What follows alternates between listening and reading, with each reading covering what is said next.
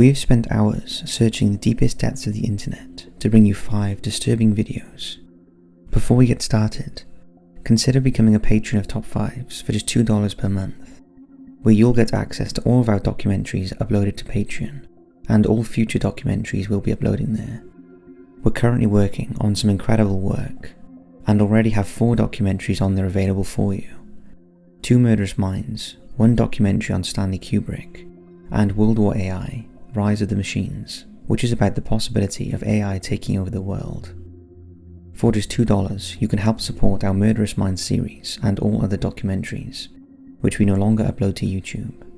So even if you have no interest in watching our documentaries, the Patreon support also massively helps us out on videos like this that do get demonetized, as we do not hold back on video clips, images or information just because they will be un-ad friendly.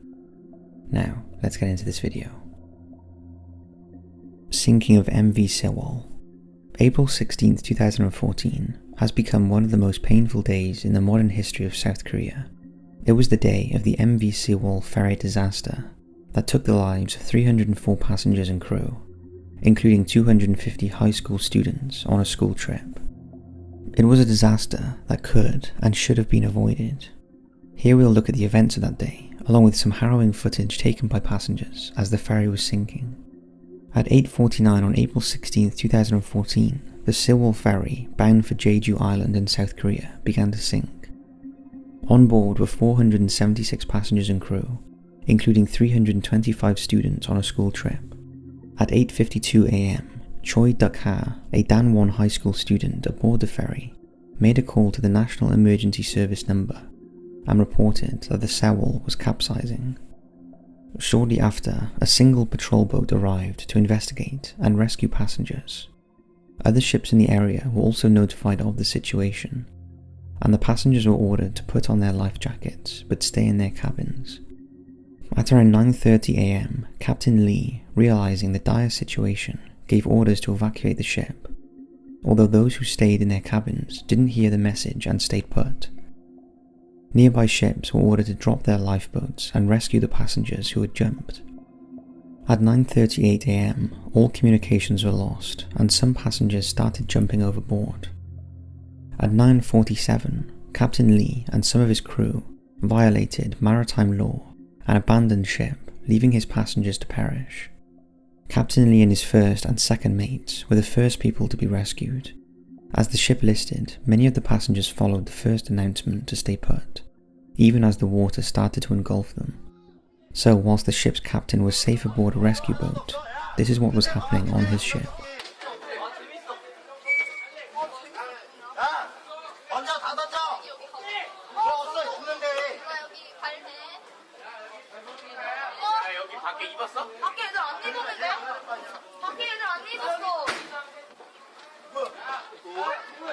야 근데 지금 밖에 상황 베란다에 나와 있는 애들 상황을 몰라.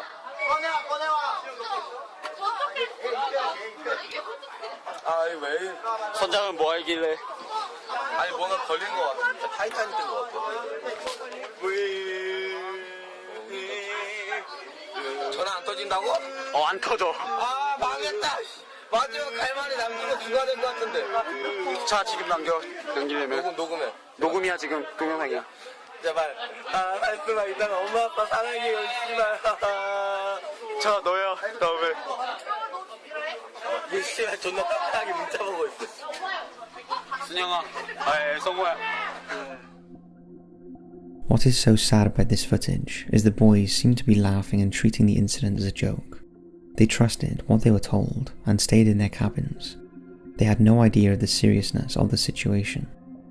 Sadly, all the people featured in this clip died that day. If they had heard the message, or the crew had stayed on board to direct them, they would have lived. All the passengers who either reached the deck or jumped in the water were rescued.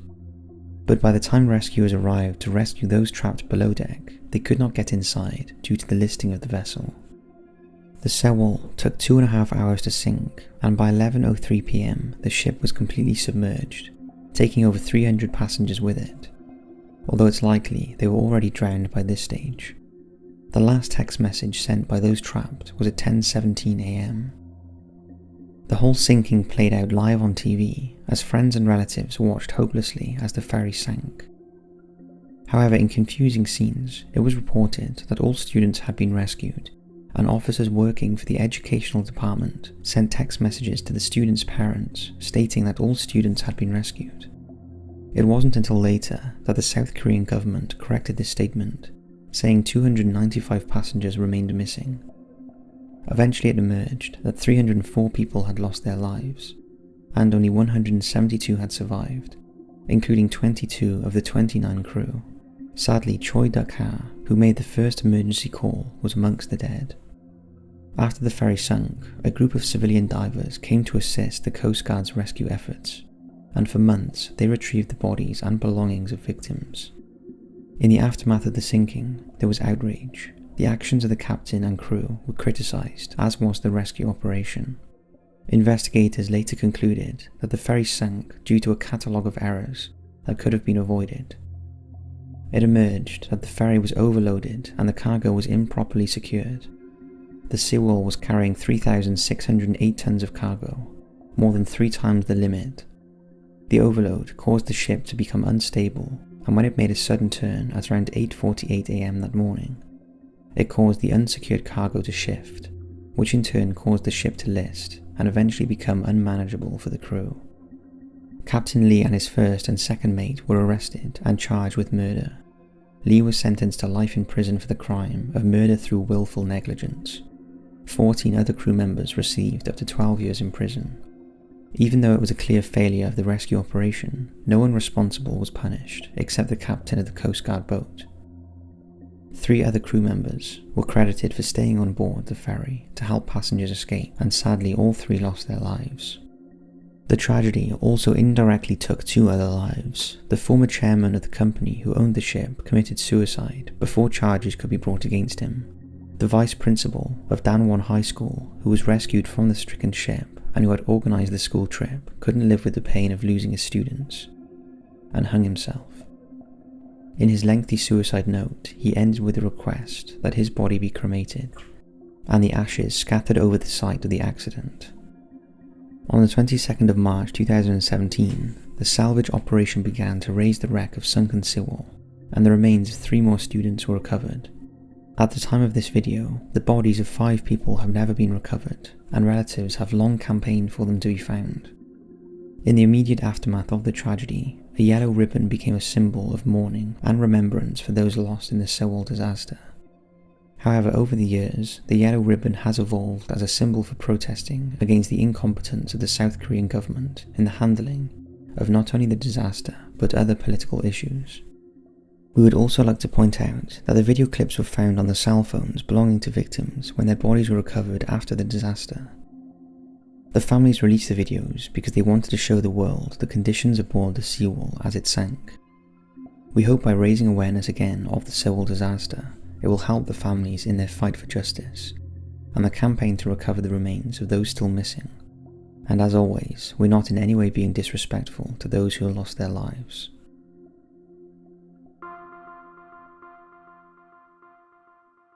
Doorbell camera. In recent years, doorbell cameras are not just filming what your delivery man gets up to, but they are also increasingly catching frightening criminal activity and other unexplained incidents as well.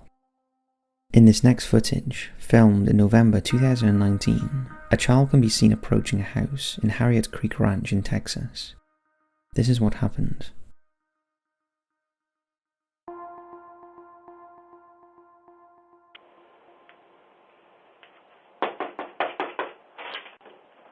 No, please.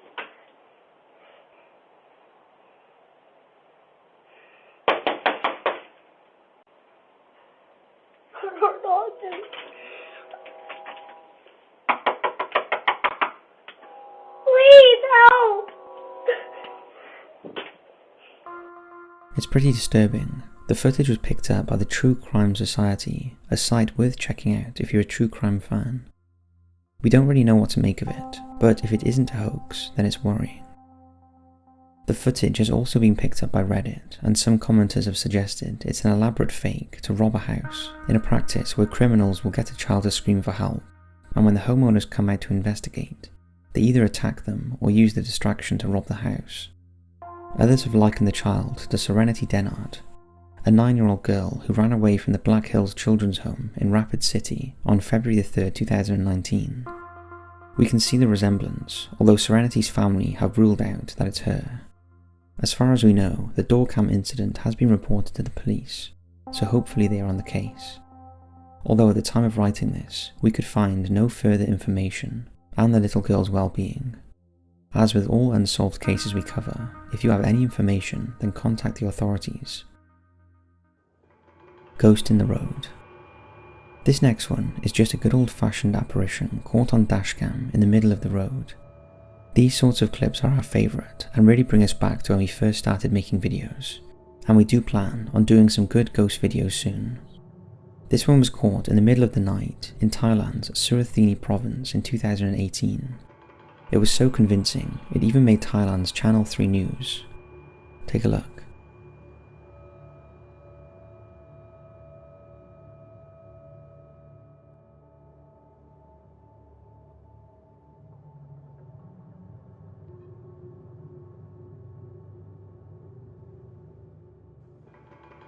Now we aren't even sure the driver was even aware of the figure, as he did not appear to make any manoeuvre to avoid hitting it. And similarly, the apparition made no attempt to move. However, we have to admit, it looks more mysterious than others we have seen lately, so we thought we would sneak it into this video. Some believe it's just a reflection from either the car's mirrors or windows. Unfortunately, we have limited information on who the driver was, so if any of you know a bit more about this case, then we'd love to hear your thoughts in the comments. We'd also love to know whether you think it's a real ghost or not. Now this one is a bit strange, but it worried us enough to include it. It concerns a YouTube channel called Stalked in Smithfield. The channel was created in February 2019, and the channel description is ominous.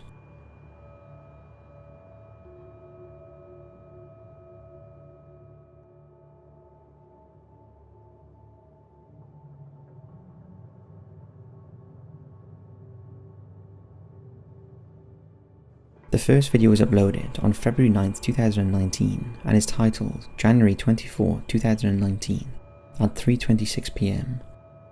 All it appears to show is footage from a security camera in the hallway of a house, in which the family pets pop in and out of view. Over the next 9 days, between February 9th, 2019 and February 18th, the channel uploaded a total of 39 short videos, all showing security footage from various rooms in the house at various dates and times. Most of the clips are very short, but a couple of them are a little longer, at around 5 minutes. It appears that at least 2 children live in the house along with their mum, and possibly her partner. A dog and a cat also frequently appear in the clips. From the accents, we believe the clips have been filmed in a house in Smithville, Virginia in the USA, as opposed to Smithfield in London. In one of the first clips, she is talking to the guy about something coming back to kill her.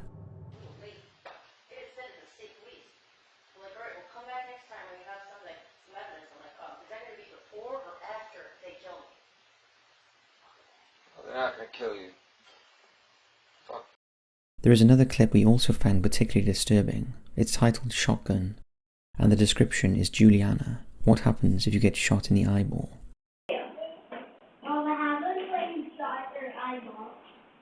What happens if I shot my eyeball? Yeah. Well, then I would be dead. Why? To be honest, most of the videos show nothing, with no evidence of a stalker, although they are a little creepy. In a couple of them, you can hear a man and a woman talking, although we can't quite make out what they're saying. Now, we do not know what's going on, even if it's the woman who is uploading these clips, although it does seem obvious she is frightened of someone or something. The last video uploaded to the channel was on February 18th, 2019. This video just focused on a worktop with 3 accessories featuring the phrase "Dream Big." Since then, nothing.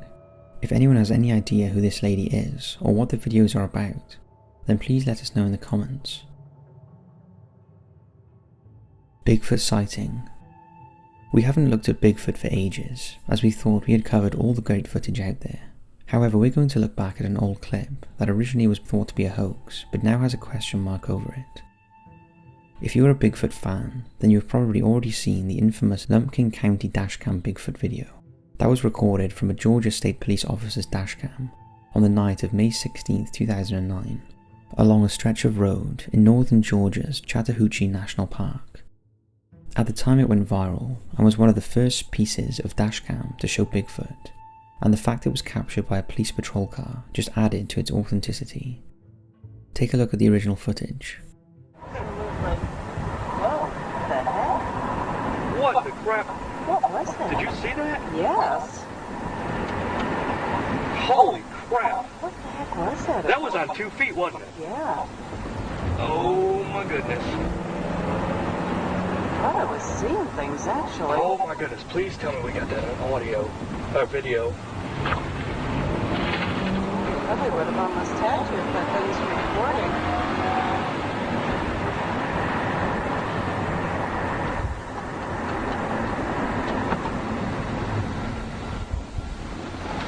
You see anything down there? Yes. I don't know what the heck it is. It's something going back. See it? Where's it at? It's right over there. I don't know what it, now it's... Hang on a second, let me get over here. It's not a person.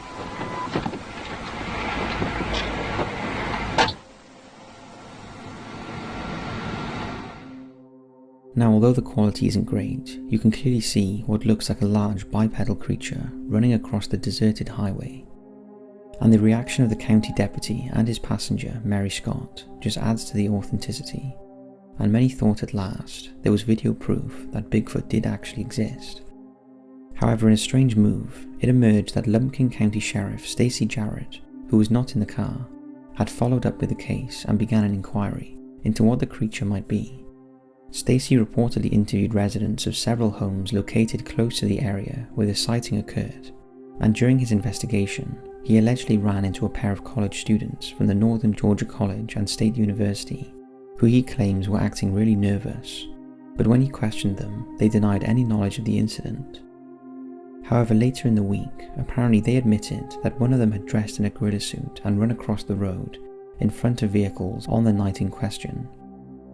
At the time, Jarrett told reporters that he even had a photograph of the two boys with the gorilla suit. So that was that. It seemed the case was solved, and as with so many other Bigfoot sightings, it was just a hoax. Yet this was not the end of the case. Bigfoot investigators became convinced something wasn't right about the sheriff's story, so began their own investigations into what they believed was a cover-up. They thought it strange that the pranksters were never identified and over the years have never come forward to admit the hoax. Also, the so-called photograph of the teenagers in the gorilla suit has never surfaced.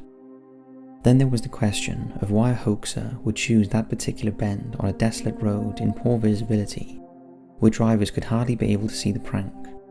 Also, they estimated the creature ran very fast, about 10 meters in 1.4 seconds, faster than a human in a gorilla suit would be able to run. So to try and get to the bottom of the incident, in 2011, an Animal Planet documentary team, assisted by Matt Moneymaker of Bigfoot Researchers Organization, investigated the sighting. What they found contradicted everything Sheriff Jarrett claimed. Firstly, they discovered that no teenagers had lived in the area during the time the video was shot. It was a fairly desolate spot with few houses close by. They also requested a copy of the photo Jarrett reportedly took of the boys with the gorilla suit, but he refused to provide one. Investigators then questioned other sheriff's department personnel, and to their surprise, no one heard of any photographic evidence or reports of teenagers pulling a prank.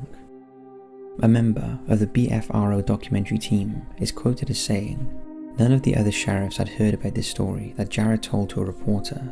It seems he came up with the story to quell any fear that local people might have about a monster in the woods, and to prevent hunters from going to look for one." The team also managed to track down Mary Scott, the civilian who was in the car that night with the police officer. They then went on to recreate the sighting using a man running across the road. They used a car the same size and drove at the same speed. After the mock-up, they compared the footage with the original. They noticed the way the creature ran seemed effortless compared to a human, who was someone lurching across the road, They also estimated the creature had the same length legs as the human. This is important, as typically, Bigfoot is portrayed as having shorter legs and a longer body. So using this assumption, they estimated the creature could have been around 7 feet tall compared to the 6'6" human they used. And although they couldn't completely rule out the creature being a human dressed up, they all seemed pretty convinced it was not. So could this old footage really be the elusive Bigfoot? Was there a cover-up back in 2009, so as not to alarm people? Or do you think it's all a hoax? What's your thoughts? As always, thanks for watching.